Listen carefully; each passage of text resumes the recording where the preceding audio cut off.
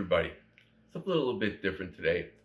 When you're first spinal cord injured, your therapist, your doctors, the medical staff, they all want to talk to you about establishing a new normal.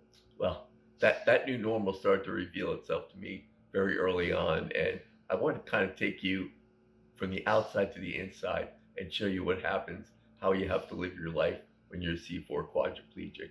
And it all starts with like something that, when you're 46 and you're an athlete and you're a surfer, the idea of being incontinent and not having control of your bowels or your bladder, that it's so incongruous to you, but that's life.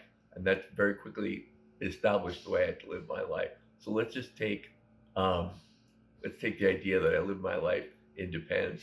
Let's put that aside for a moment. Now, how do I urinate? Well, I'm catheterized, and there are two ways to catheterize. One, you can go right through the urethra, which I did for a long time. And then in June of 2015, I got what's called a suprapubic catheter. Surgically insert a tube directly from my stomach into the bladder, and that tube goes down my leg into a catheter bag. And I want to show you what that looks like right now. I want to ask my caregiver, Jennifer, to come on in and just show you that the urine constantly drains 24 hours a day into the bag on my left foot. And that bag has to get drained pretty much every 2 hours. And that's how I deal with that part of my day. And that was in June 2015. So that's a big part of how I have to live my life. I want to talk to you about the cannula coming out of my nose. It was the summer of 2016, a really hot day. I was driving around with my mom, and I could not feel, I wasn't myself. I was lethargic, my speech was a little bit slurred, something was not right, and we went to the hospital, and sure enough, I needed help. I've been able to breathe on my own, something that medical staff never predicted.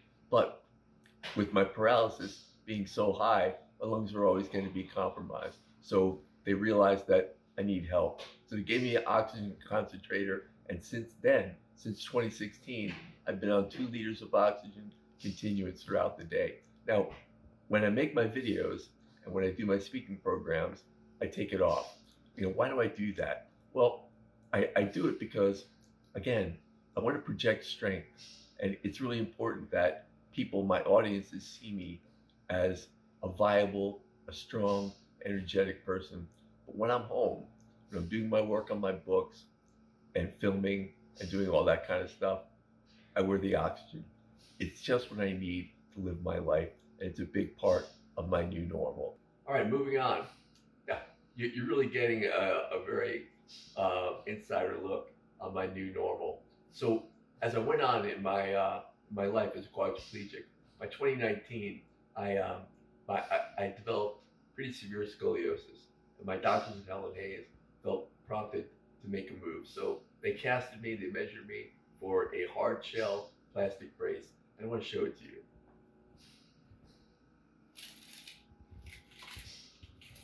So every morning they put me in this, and really it's the only way that I can sit comfortably in the wheelchair. Otherwise, my body, my spine would be so severely curved that I would not be able to sit comfortably in the wheelchair. And the wheelchair is my lifeline. It's how I navigate the world. It's how I greet people. It's how I get out. And quite frankly, it means everything. So this is another part of my new normal. I just wanted to share it with you. You know what? I never want your pity, but I just want you to know that this is how I live my life. And, I thank God for these small innovations that allow me to be with you and to get out. So that's kind of where I'm at. Definitely not a pitiable character, but this is how I want you to know how I live.